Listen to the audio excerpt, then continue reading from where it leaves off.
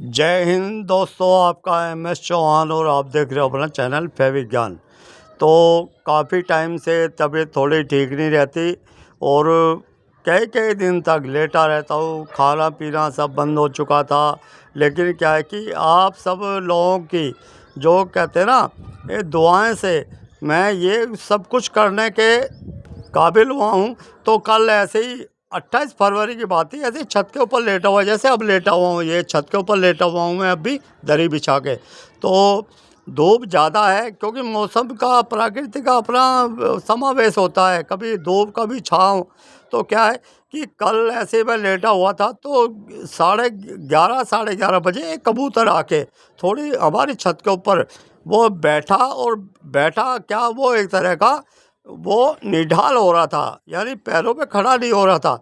तो मैंने उसे पकड़ने की कोशिश की तो वो डरने लगा। मैंने उसको पकड़ा, पकड़ के उसको ऊपर गेहूं के दाने रखे थे, गेहूं के दाने डाले, नहीं खाए।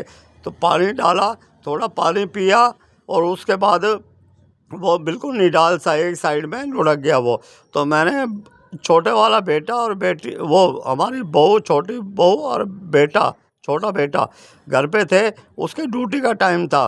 तो मैं कि भाई ड्यूटी बाद में जाना, पहले इसको डॉक्टर के पास लेके जाओ, क्योंकि हमें जितनी क्षमता है, जितना पता है उतना करेंगे, बाकी डॉक्टर ज़्यादा बता सकता है।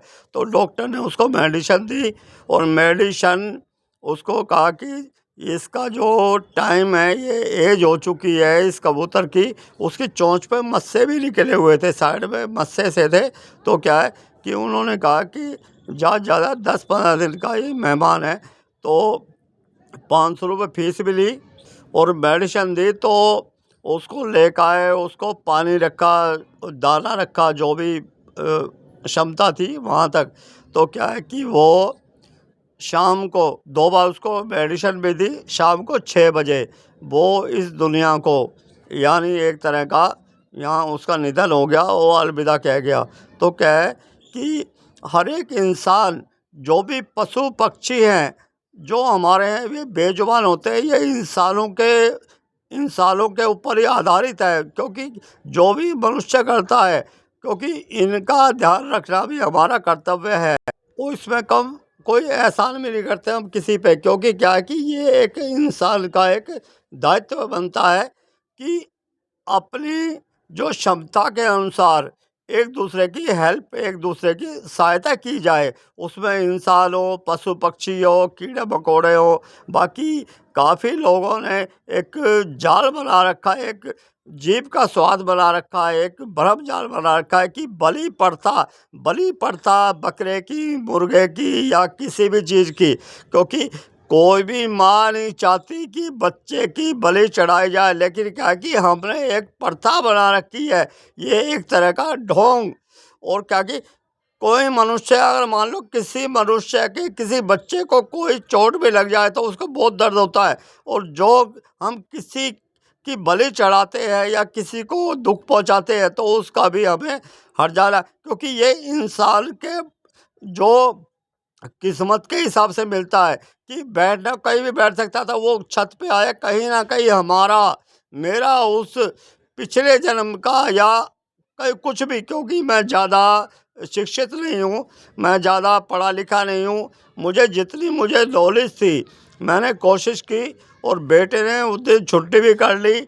और लेकिन क्या है कि वो शाम को 6 बजे तक वो चला गया। तो उसके बाद एक पार्क है पास में ही, उसमें मैंने बड़े वाले बेटे को बोला भी गड्ढा खोद के, गहरा गड्ढा खोद के, क्योंकि बिल्ली वगैरह कुत्ते वगैरह खा जाएंगे। क्योंकि क्या कि दुर्दशा नहीं होनी चाहिए किसी की भी, क्योंकि जीव जीव होता है। तो गड्ढा खोद के उसको दबा दिया। तो कहने का मतलब ये है कि जहाँ तक क्षमता हो मनुष्य को एक दूसरे की हेल्प करनी चाहिए। तो उसी तरह हमारा जो क्लीनिंग का जो काम है वो बीच में अधूरा रह गया था, क्योंकि मैंने ज़िंदगी में, अच्छा मेरा कोई इस टाइप का काम नहीं है कि मैं कोई ड्राई क्लीन का या कोई इस टाइप का काम नहीं करता। अब कई साल हो गए हैं, 7-8 साल हो गए छोड़े हुए। बाकी याददाश्त भी बहुत कम हो चुकी है। लेकिन क्या है कि केमिकल छत के ऊपर बहुत, कम से कम 1000 केमिकल छत के ऊपर पड़े हुए हैं, जिनका मैं नाम बोल चुका हूँ। बाकी काफ़ी भाई अब भी लाइक करते हैं उन सबको बिल्कुल बहुत बहुत नमस्कार, बहुत बहुत उनका धन्यवाद। क्योंकि क्या है कि मेरा जो ये विश्व है, मेरा परिवार है और मैं आप सबका हूँ। काफ़ी लोग गुरु बोलते हैं, मैं गुरु की पैरों की धूल भी नहीं हूँ, क्योंकि मैं तुच्छ इंसान हूँ। मेरे में ऐसी कोई ख़ास बात नहीं है। बाकी मेरी कोशिश ये रहती है कि जहाँ से हमने यह अध्याय छोड़ा था उसको आगे बढ़ाया जाए, ताकि किसी न किसी भाई, किसी न किसी हमारे माता बहन, हमारे बच्चे को उसका लाभ मिल सके। तो दोस्तों, बोलने में थोड़ी दिक्कत हो रही है, लेकिन क्या है कि मेरी कोशिश मरते दम तक यही रहेगी कि आप सबको कुछ ना कुछ इसका लाभ मिल सके। तो दोस्तों, जो जो भी मैंने अर्जित किया है वो सब आपको समर्पित है। बस बाकी दोस्तों, आप बने रहे, जुड़े रहे।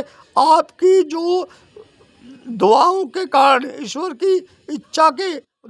की दुआ कारण मैं यहाँ तक पहुँचा हूँ और आगे कोशिश करता हूँ कि आप सबकी कुछ ना कुछ, मैं इतना बड़ा तो नहीं आपकी हेल्प कर सकूं, लेकिन कोशिश करूंगा थोड़ा ना बहुत, कुछ ना कुछ आपको जो मैंने प्राप्त किया, जो अर्जित किया, आप तक पहुंचा सकूं। तो दोस्तों, बने रहे, जुड़े रहे। मिलते हैं दोस्तों ब्रेक के बाद।